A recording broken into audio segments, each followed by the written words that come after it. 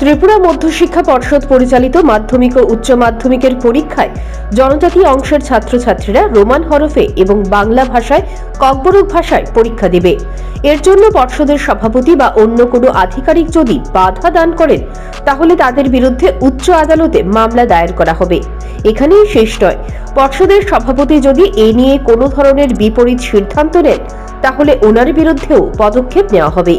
শুক্রবার বিধানসভায় বিরোধী দলনেতার অফিসে আহত এক সাংবাদিক সম্মেলনে কথা বলেছেন বিরোধী দলনেতা অনিমেষ দেববর্মা। তিনি বলেন, আগামী কিছুদিন বাদেই শুরু হবে মধ্যশিক্ষা পর্ষদের উচ্চ মাধ্যমিক ও মাধ্যমিকের পরীক্ষা। এর আগেই পর্ষদের সভাপতি মৌখিকভাবে নির্দেশ দিয়েছেন ককবরক ভাষার স্ক্রিপ্ট রোমান হরফে লেখা যাবে না। যদি পরীক্ষকরা এই মৌখিক সিদ্ধান্ত মেনে কাজ করেন তাহলে তাদের বিরুদ্ধে ছাত্রছাত্রীরা আইনের দ্বারস্থ হতে বাধ্য হবেন।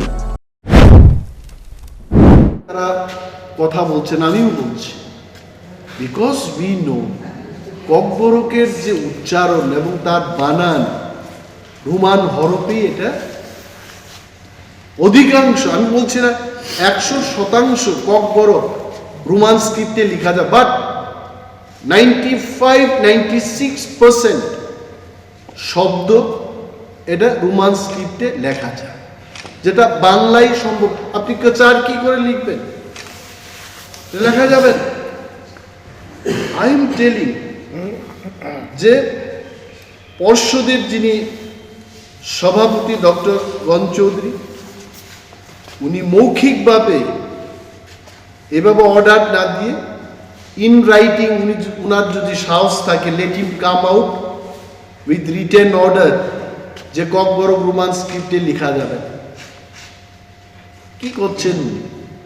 15 বছর আগে থেকেই, 17 বছর আগে থেকে রোমান স্ক্রিপ্টে ছাত্রছাত্রীরা লিখছে, আর এই লোকটা ত্রিপুরা রাজ্যের শান্তি শৃঙ্খলা নষ্ট করতে চেষ্টা করছে।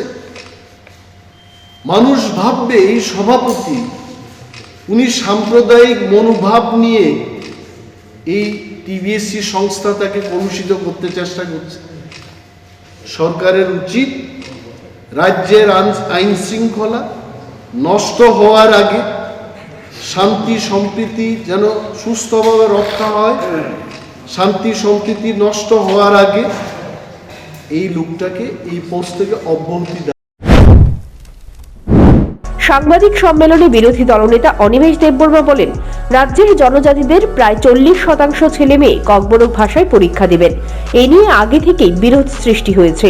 পর্ষদের সভাপতি রাজ্যের আইন শৃঙ্খলা বিনষ্ট করতে চাইছেন বলেও অভিযোগ করেছেন বিরোধী দলনেতা। তিনি বলেন, বিধানসভার অধিবেশনে যেখানে রাজ্যের মুখ্যমন্ত্রী ডক্টর মানিক সাহা বলেছেন ককবরকের স্ক্রিপ্ট নিয়ে সরকার কোনো ধরনের সিদ্ধান্ত গ্রহণ করেনি, সেখানে পর্ষদের সভাপতি কিভাবে বলেন রোমান হরফে লেখা যাবে না? পর্ষদ সভাপতির অপসারণের দাবি জানিয়েছেন বিরোধী দলনেতা।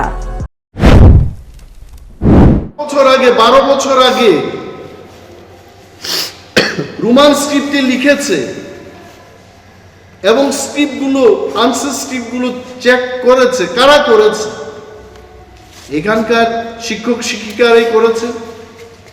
আর উনি কেন বলছেন যে সবাই বাংলা নিয়ে পড়াশোনা করেছে, রোমান স্ক্রিপ্টে চেক করতে পারবে না? ক্লাস 1 থেকে প্রাইমারি থেকে ইংরেজি সাবজেক্টটা পড়ানো হচ্ছে। ত্রিপুরা রাজ্যে এমন কোনো matric pass, BA pass, MA pass, টিবিএসসিতে পড়াশোনা করা কোনো ছেলে মেয়ে নেই যে রোমান স্ক্রিপ্ট সম্পর্কে যার ধারণা নেই। কেন এগুলো বলছেন উনি? I want Dr. Ghan Chaudhary to reply these questions to the people. কারণ উনি সেই মিটিংয়ে বলেছেন, আমার কাছে যতটুকু খবর আছে, যে মাননীয় মুখ্যমন্ত্রীর সাথে আমি আলোচনা করেছেন। ককবরকের স্ক্রিপ্ট নিয়ে দীর্ঘদিন ধরেই বিতর্ক চলছে। এ নিয়ে চলছে জনজাতিদের আন্দোলনও।